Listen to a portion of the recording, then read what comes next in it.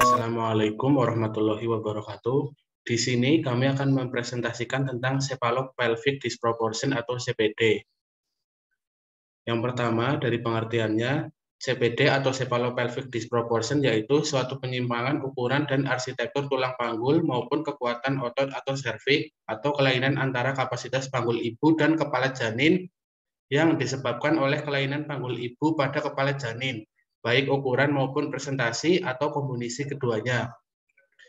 Hambatan persalinan akibat ketidakseimbangan ukuran kepala bayi dengan pelvis ibu. Selanjutnya, untuk pintu atas panggul berbentuk bulat kecuali pada bagian promontorium sakrum yang menonjol ke dalam. Promontorium dan sayap sakrum membentuk batas posterior, tulang iliaka atau os ilium membentuk batas lateral, serta os pubis membentuk batas anteriornya. Secara ringkas, pintu atas panggul dibatasi oleh promontorium, sayap os sakrum, linea innominata kanan dan kiri, ramus superior os pubis kanan dan kiri, dan juga pinggir atas simfisis pubis. Selanjutnya, untuk diameter pintu atas panggul dibagi menjadi 3, yaitu ukuran muka belakang atau conjugata vera, yaitu yang anterior posterior, kemudian yang ukuran melintang atau diameter transversa, dan juga ukuran serong atau oblik. Selanjutnya adalah ukuran muka belakang atau antero-posterior. Nah, untuk antero-posterior di sini ukuran muka belakang terbagi menjadi beberapa konjugata, yaitu ada konjugata vera atau konjugata anatomis yang berwarna orange. Nah, di mana konjugata vera ini merupakan batas diameter antara promontorium sampai ke pinggir atas simfisis pubis. Nah, untuk konjugata vera atau konjugata anatomis ini tidak dapat diukur secara langsung, tapi harus melalui konjugata diagonalis. Jadi biasanya untuk konjugata vera itu konjugata diagonalis dikurangi 1,5. Jadi ukuran normalnya kurang lebih 9,5 sampai dengan 11 cm. Kemudian yang kedua adalah konjugata obstetrik ya, yang berwarna hijau ini, di mana dia itu mencerminkan besarnya ruang yang tersedia untuk jalan lahir. Jadi untuk konjugata vera dan konjugata obstetrik ini tidak dapat dilakukan pengukuran melalui pemeriksaan dalam. Nah, yang ketiga adalah konjugata diagonalis atau internal. Nah, untuk konjugata diagonalis kita dapat melakukan pengukuran dengan pemeriksaan dalam. Batasnya mana? Jadi dia dari tepi bawah simfisis pubis sampai dengan ke promontorium. Nah, untuk ukurannya kurang lebih 12 sampai 13 cm. Selanjutnya adalah ukuran melintang dan serong. Nah, untuk ukuran melintang ini yaitu diameter transverse yang menghubungkan antara jarak antara kedua linea innominata kiri dan innominata kanan. Nah, untuk ukurannya sendiri kurang lebih yaitu 12 cm. Kemudian untuk ukuran serong yaitu diameter antara jarak artikulasio sacroiliaca menuju ke tuberculum pubicum pada sisi yang bertentangan. Jadi memiring seperti ini atau oblik dengan ukuran diameternya kurang lebih adalah 13 cm. Selanjutnya adalah bidang luas panggul. Nah, untuk bidang luas panggul itu apa? Jadi dia itu antara pertengahan simfisis pubis ke pertengahan os sakrum kedua dan ketiga. Jadi kita bisa melihat pada bagian yang berwarna merah ini merupakan simfisis pubis, kemudian yang berwarna hijau ini adalah PAP atau pintu atas panggul dari tepi atas simfisis sampai dengan promontorium. Nah, kemudian yang putus-putus ini adalah pertengahan simfisis pubis ke pertemuan os sakrum kedua dan ketiga. Lalu ada yang berwarna orange yang merupakan mid pelvis, dan yang berwarna kuning ini merupakan outlet atau bagian bawah. Kemudian untuk bidang luas panggul ini ada juga diameter antara posterior yaitu kurang lebih 13,5 cm, sedangkan untuk diameter transversanya yaitu kurang lebih 12,5 cm. Nah, untuk bagian pintu luas panggul ini, bidang luas panggul ini, dalam proses persalinan bidang ini tidak menimbulkan kesulitan. Selanjutnya adalah bidang sempit panggul. Nah, untuk bidang sempit panggul ini dia membentang setinggi tepi bawah simfisis, kedua spina ischiadica, dan memotong sakrum kurang lebih 1-2 cm di atas ujungnya. Nah, kenapa dikatakan sempit?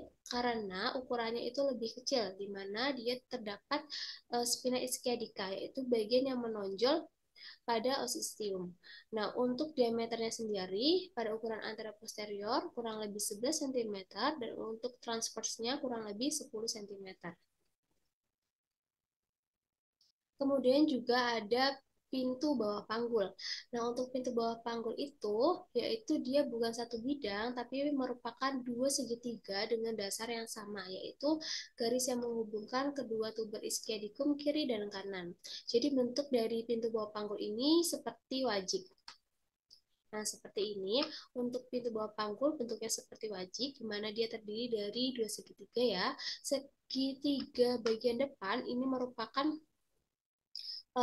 dasarnya adalah tuber ischiadicum, di mana sisi-sisinya adalah ramus inferior os pubis, kemudian dengan batas ujungnya adalah arcus pubicum. Nah, ini merupakan segitiga bagian depan. Lalu terdapat segitiga bagian belakang yang dasarnya adalah tuber ischiadicum, kemudian sisi-sisinya adalah ligamentum sacrotuberosum, dan ujungnya adalah os sacrum. Nah, di mana mereka akan membentuk wajik seperti ini.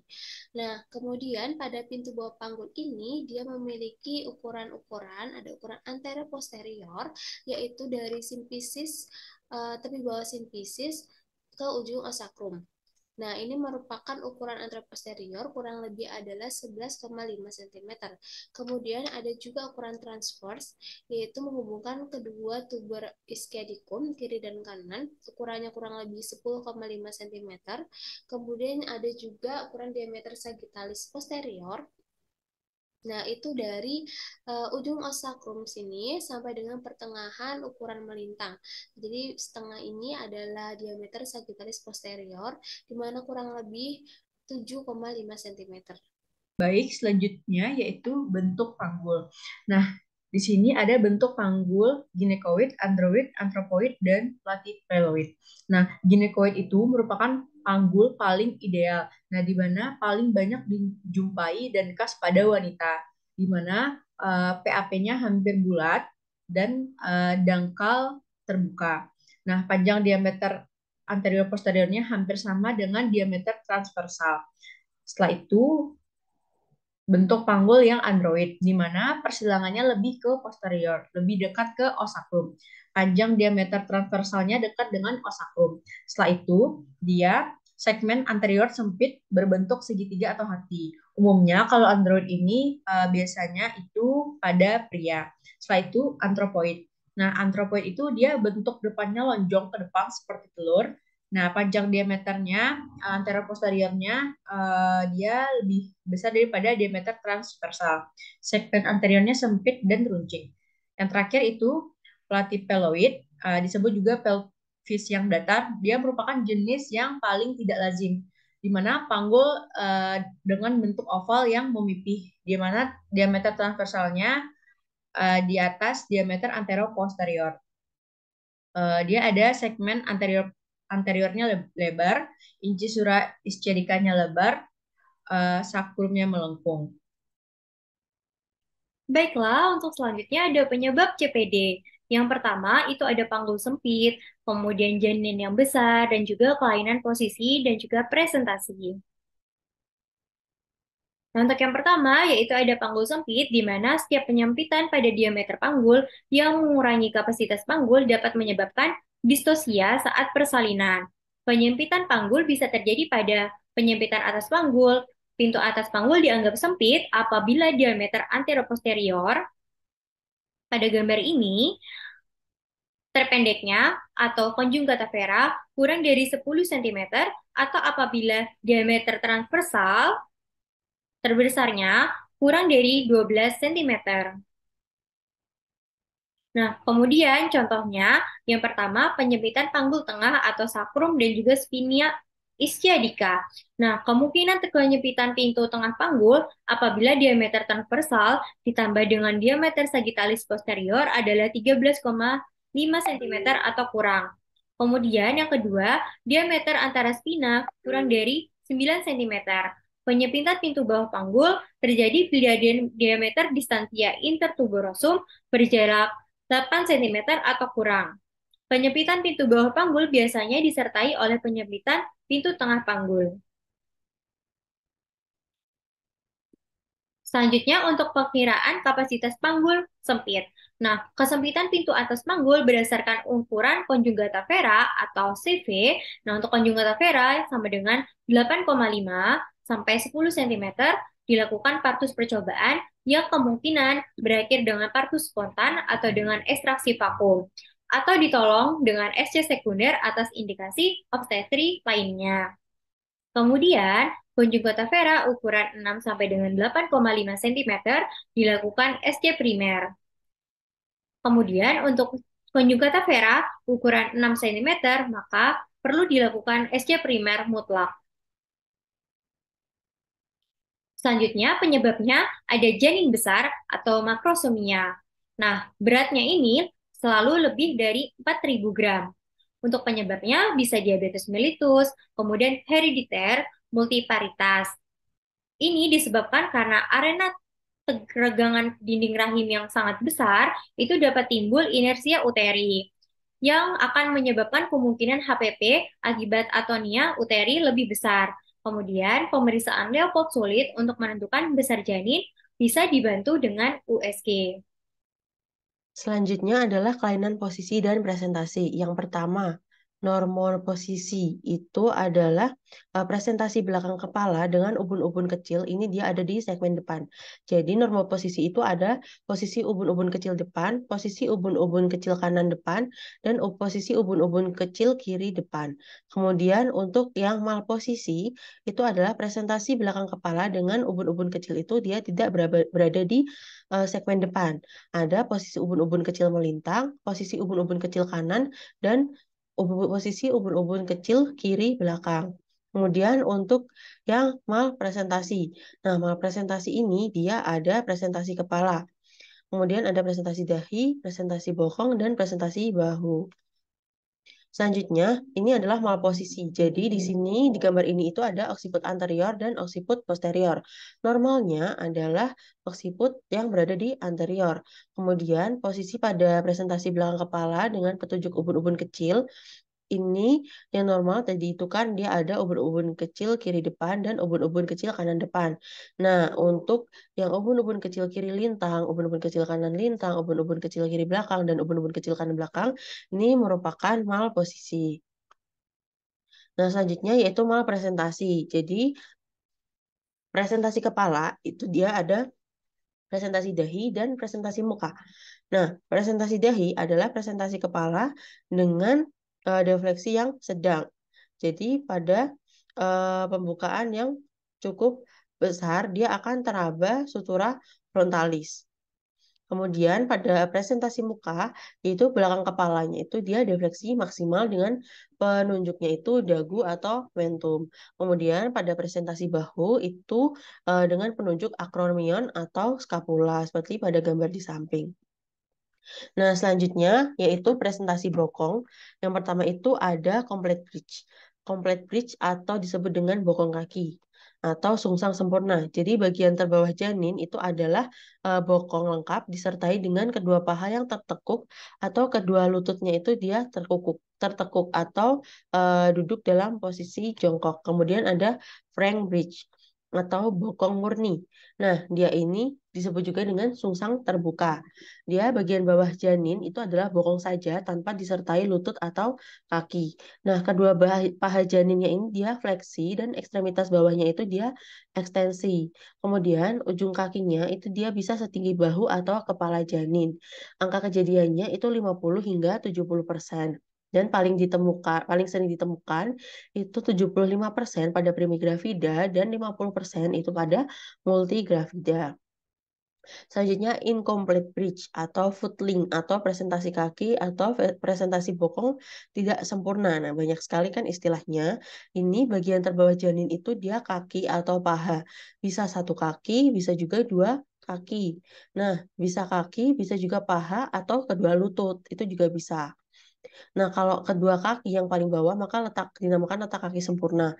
Kalau satu kaki yang ada di bawah maka disebut dengan letak kaki tidak sempurna dengan frekuensi kejadian 24%.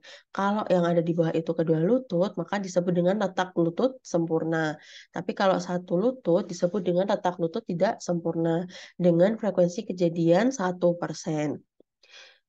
Gitu. Nah, selanjutnya adalah malpresentasi. Nah, ini tadi penjelasan dari gambar sebelumnya ya. Jadi, pada frank bridge atau bokong murni, itu kedua tungkainya itu lurus ke atas.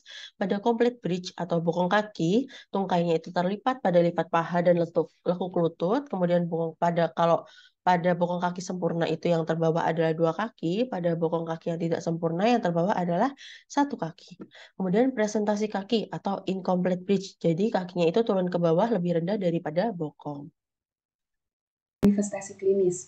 Jadi, beberapa indikator yang menunjukkan adanya cephalopelvic disproportion pada kehamilan. Yang pertama, adanya persalinan yang lama. Kemudian yang kedua, didapati adanya tanda-tanda fetal distress. Kemudian yang ketiga, polyhydramnion. Dan yang keempat, tinggi fundus uteri yang besar. Kemudian, cephalopelvic disproportion ini menjadi katalis untuk beberapa jenis cedera dan komplikasi kelahiran. Seperti yang pertama, cerebral palsy, kemudian yang kedua hipoksia jaringan otak, dan yang terakhir adanya distosia bahu. Nah, selanjutnya yaitu klasifikasi. Klasifikasi yang pertama, kesempitan pintu atas panggul, di mana panggul sempit relatif jika konjugata vera lebih dari 8,5 sampai 10 cm. Sedangkan panggul sempit absolut jika konjugata vera kurang dari 8,5 cm. Kemudian untuk klasifikasi yang kedua, kesempitan bidang tengah. Bidang tengah panggul terbentang antara pinggir bawah simfisis dan spina os ischi dan memotong sakrum kira-kira pada pertemuan ruas sakral keempat dan kelima. Ukuran yang terpenting dari bidang ini ialah yang pertama diameter transversa, yaitu diameter antara kedua spina, yaitu 10,5 cm. Kemudian yang kedua diameter anteroposterior dari pinggir bawah simfisis ke pertemuan ruas sakral keempat dan kelima, yaitu 11,5 cm. Kemudian yang ketiga diameter sagittalis posterior dari pertengahan garis antara cm. Nah, dikatakan bahwa bidang tengah panggul itu sempit jika yang pertama jumlah diameter transversa dan diameter sagittalis posteriornya 13,5 cm atau kurang dari 15,5 cm. Nah, yang kedua diameter antara spina itu kurang dari 9 cm. Nah, ukuran-ukuran bidang tengah panggul tidak dapat diperoleh secara klinis, harus diukur secara röntgenologis. Tetapi jika dapat juga menduga ada kesempitan bidang tengah panggul jika yang pertama spina SCDK-nya sangat menonjol, dinding samping panggulnya konvergen, dan diameter antara tuber SC-nya 8,5 cm atau kurang. Selanjutnya masuk ke pemeriksaan fisik atau pelvimetri. Nah, pelvimetri ini ada dua macam, yaitu pelvimetri klinis dan juga radiologis. Di mana pelvimetri klinis itu memiliki arti penting untuk menilai secara kasar pintu atas panggul, panggul tengah, dan memberi gambaran yang jelas mengenai pintu bawah panggul. Sedangkan untuk pelvimetri ransologis itu akan diberikan gambaran yang jelas tentang bentuk panggul, ketepatan tambahan dalam pengukuran pelvis, serta dapat dilakukan pengukuran diameter penting yang sulit diperoleh secara tepat dengan cara pengukuran manual, yaitu diameter transversa pintu atas dan tengah panggul. Kemudian ada pemeriksaan pelvimetri internal. Yang pertama itu identifikasi bagian pelvisnya, kemudian identifikasi bentuk pelvisnya, kemudian ukur tangan pemeriksa dari ujung jari sampai basal ibu jari dengan menggunakan pengukur atau sentimeter. Kemudian evaluasi dari pelvic inlet atau yang diperiksa itu konjugata diagonalisnya. Kemudian evaluasi mid pelvis, di mana yang diperiksa ada kurvatura sakralis, potongan sacroskiatrix, kemudian palpasi spina ischiadica, ukur diameter bispinosusnya, kemudian nilai pelebaran pelvis apakah divergen ataupun konvergen. Kemudian evaluasi pelvic outlet, di mana di sini dilakukan pemeriksaan diameter interischial, kemudian estimasi sudut subpubik, kemudian lihat mobilitas dari koksigialnya. Kemudian untuk interpretasinya, hasilnya itu normal jika bagian tepi atas tulang panggulnya itu bulat, conjugata diagonalis lebih dari sama dengan 12,5 cm, kemudian ketebalan simfisis pubis cukup dan sejajar dengan sakrum. Sakrum berongga, kelengkungan cukup, dinding tepi panggul lurus, spina ischiadikanya tumpul, diameter interspinarumnya itu lebih dari sama dengan 10 cm, lebar tonjolan sakroskiatik 2,5 sampai 3 jari, sudut suprapubik lebih dari 90 derajat atau lebarnya itu 2 jari, diameter antar tuberositas itu lebih dari 8 cm atau sekepalan tangan, kemudian oksigealnya itu mobile, kemudian diameter anteroposterior PBP-nya itu lebih dari sama dengan 11 cm. Kemudian di sini adalah contoh untuk melakukan pemeriksaan pelvimetri klinis.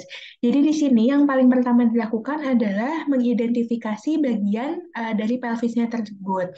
Yang pertama itu ada ileum, kemudian ada pubis, kemudian ada ischium, ya.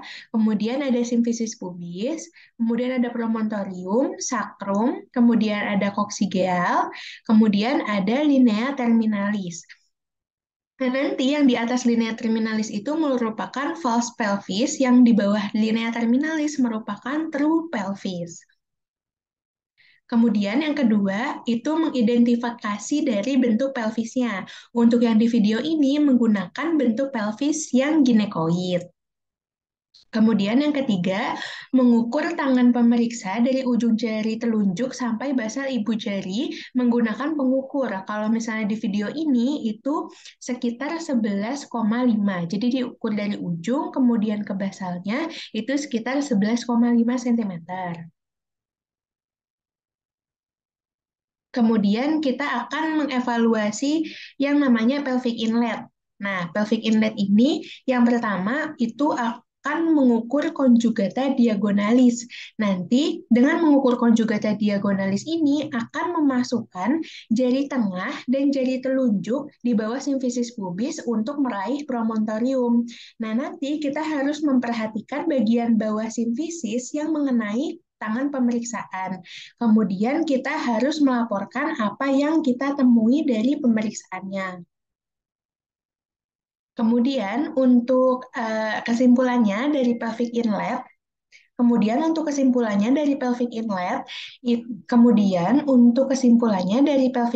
itu kalau misalnya adekuat, maka konjugata diagonalisnya itu lebih dari 11,5 cm, di mana promontoriumnya itu tidak bisa diraih oleh tangan si pemeriksa. Itu. Kalau misalnya yang inadekuat berarti kurang dari 11,5 cm atau promontoriumnya itu bisa tercapai oleh tangan.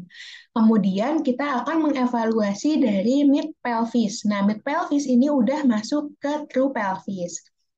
Di sini yang pertama kita akan periksa itu kurvatura sakralisnya.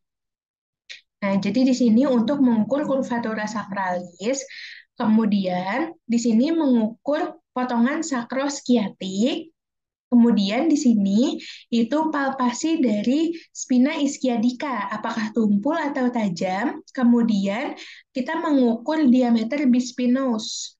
Kemudian kita menilai pelebaran samping pelvisnya. Nah, dalam menilai pelebaran tulang ini, kita akan menempatkan jari yang memeriksa di dalam spina ischiadica. Kemudian jempolnya itu ada di tuberosity ischium. Kalau misalnya tuberositas ischium di lateral dan spina ischiadikanya itu di sebelah medial, maka itu hasilnya divergen. Kalau misalnya tuberosity ischiumnya itu di medial dari spina ischiadica, maka hasilnya itu konvergen. Kemudian untuk kesimpulannya, kalau misalnya adekuat, maka sakrumnya itu berbentuk curve. Kemudian sakroskiatic notch-nya itu dia lebar. Kemudian spina ischiadikanya itu tidak prominent. Kemudian bispinous diameternya itu lebih dari 8,5 cm dan normalnya itu pengukuran tulangnya itu divergen. Kalau misalnya dia inadekuat, maka sakrumnya itu lurus, sakroskiatiknya itu tajam, ischial spines-nya itu prominent, interischial diameternya kurang dari 8,5 cm, dan pengukuran tulang tepinya itu tadi konvergen. Kemudian ini akan melakukan pemeriksaan pelvic outlet, di mana ini akan mengukur diameter interischial dengan cara menggunakan kepalan tangan di antara ischium tuberositas. Jadi tangan kita dikepalkan, kemudian ditaruh di depan di antara tuberositas ischium. Kemudian nanti diukur tangannya. Terus habis itu mengestimasi sudut subpubik, kemudian mengakses mobilitas dari koksigeal, apakah koksigealnya mobile atau tidak.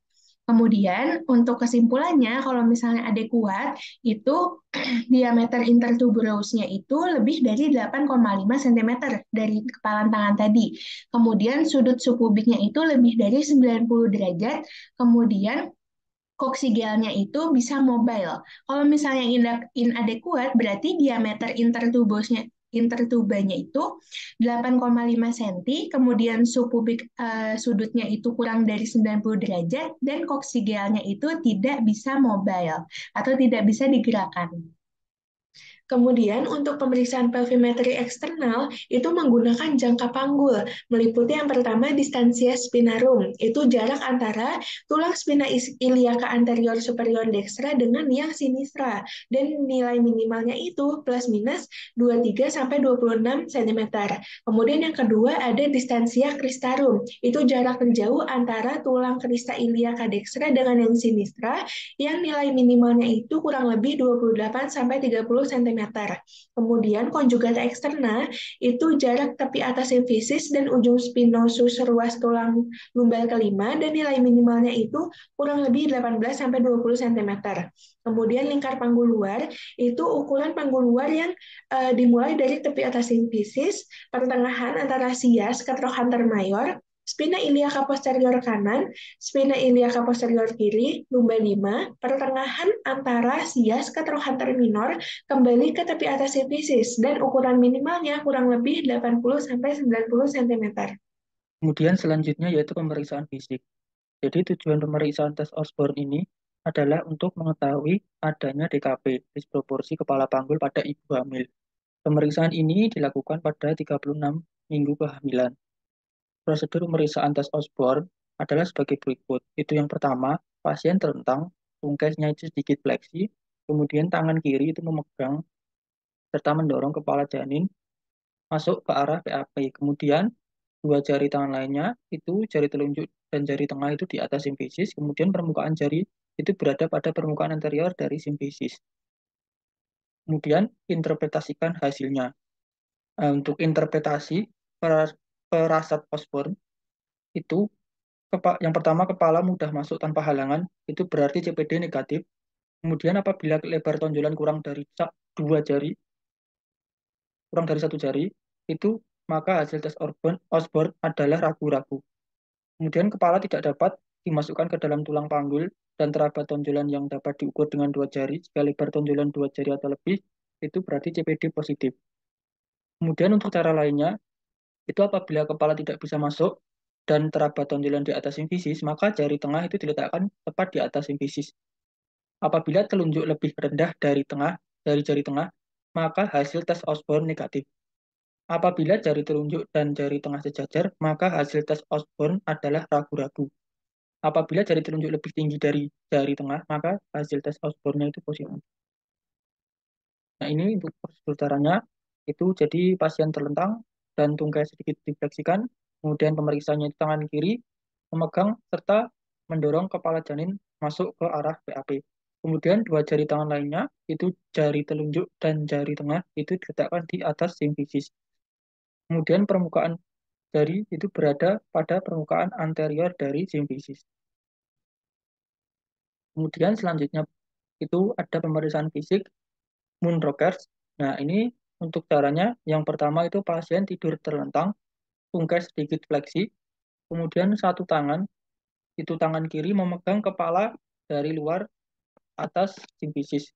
Kemudian dua jari dari tangan kanan masuk ke arah vagina sampai pintu atas panggul, itu spina ischiadica, dan ibu jari itu berada di atas simfisis. Kemudian tangan luar mendorong kepala ke arah simfisis. Untuk interpretasinya, yaitu kepala bayi teraba oleh kedua jari atau ibu jari tidak meraba kepala, berarti CPD negatif. Kemudian kepala teraba sedikit oleh kedua jari atau ada sedikit teraba oleh ibu jari, berarti CPD ragu. Kemudian interpretasi selanjutnya yaitu kepala bayi tidak teraba oleh kedua jari dan ibu jari teraba kepala, berarti itu CPD positif. Nah, selanjutnya di sini untuk alat-alatnya itu ada midline dan juga jangka panjang. Selanjutnya itu ada pelvimetri radiologi. Nah, jadi dapat dilakukan dengan X-ray, CT scan, atau MRI. Nah, kalau X-ray nanti biasanya itu rongsinya lateral dan anterior posterior. Nah, kalau CT scan itu mengukur panggul dalam tampilan lateral, anterior posterior, dan aksial. Nah, kalau MRI pengukuran sagittalis garis tengah dan pandangan koronal miring panggul. Nah, selanjutnya itu ada prognosis. Jadi prognosis itu ada pada ibu dan pada janin. Nah, bahaya pada ibu itu partus lamanya sekali disertai pecahnya ketuban pada pembukaan kecil itu nanti dapat menimbulkan dehidrasi serta asidosis dan infeksi intrapartum. Nah, dengan his yang kuat sedang kemajuan janin dalam jalan lahir tertahan itu nanti dapat timbul regaga sekret bawah uterus atau ruptur uteri mengancam. Dan bila tidak segera diambil tindakan, nanti akan terjadi ruptur uteri. Nah, dengan persalinan tidak maju karena adanya disproporsi kepala panggul, dan lahir nanti akan mengalami tekanan yang lama antara kepala janin dan tulang panggul. Nah, hal itu nanti akan menimbulkan gangguan sirkulasi dengan akibat terjadinya iskemi dan kemudian nekrosis pada tempat tersebut. Nah, beberapa hari postpartum itu nanti akan terjadi fistula vesicoccervicalis atau fistula vesicovaginalis atau fistula rectovaginalis. Nah, bahaya pada janin yaitu partus lama nanti akan dapat meningkatkan kematian perinatal, apalagi bila ditambah dengan infeksi intrapartum. Jika ada jadi disproporsi kepala panggul, kepala janin dapat melewati rintangan pada panggul dengan mengadakan molage. Nah, molage nanti dapat dialami oleh kepala janin tanpa akibat yang jelek sampai batas-batas tertentu. Akan tetapi, apabila batas-batas tersebut itu dilampaui, akan terjadi sobekan pada temporium cerebelli dan perdarahan intrakranial. Nah, selanjutnya, tekanan oleh promotorium atau kadang-kadang oleh sensitif itu nanti dapat menyebabkan perlukaan pada jaringan di atas tulang kepala janin dan dapat pula menimbulkan fraktur pada osteoid. Penanganan dari partus untuk CPD ini, yang pertama adalah penanganan partus percobaan, di mana partus percobaan adalah percobaan untuk melakukan persalinan pervaginam pada wanita-wanita dengan panggul relatif yang sempit. Jadi, partus percobaan hanya dilakukan pada presentasi kepala belakang. Partus percobaan ini dimulai pada permulaan persalinan dan berakhir setelah kita mendapatkan keyakinan bahwa persalinan ini tidak dapat berlangsung pervaginam atau setelah anak lahir pervaginam. Partus percobaan dikatakan berhasil jika anak lahir pervaginam secara spontan atau dibantu dengan ekstraksi atau forset atau vakum, dan anak serta ibu dalam keadaan baik. Kita hentikan partus percobaan jika pembukaannya tidak atau kurang sekali kemajuannya. Yang kedua, keadaan ibu atau anak menjadi kurang baik. Yang ketiga, adanya lingkaran retraksi yang patologis. Yang keempat, yaitu adalah setelah pembukaan lengkap dan ketuban pecah, walaupun his cukup baik dan dilakukan pimpinan persalinan dengan baik, bagian kepala dengan diameter terbesar dalam 1 jam tetap tidak mau melewati pintu atau sanggul. Selanjutnya yaitu dilakukan forcep atau vakum yang gagal.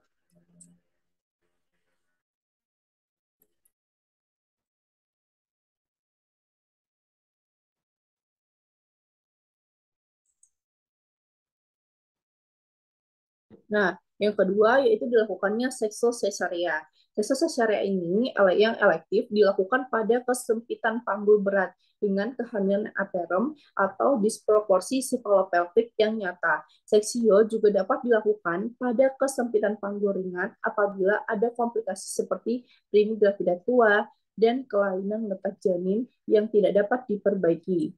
Seksosesaria sekunder itu adalah sesudah persalinan selama beberapa waktu dilakukan karena persalinan percobaan dianggap gagal atau ada indikasi untuk menyelesaikan persalinan selepas mungkin. Sedangkan syarat persalinan pervaginam belum diketahui dan belum dipenuhi.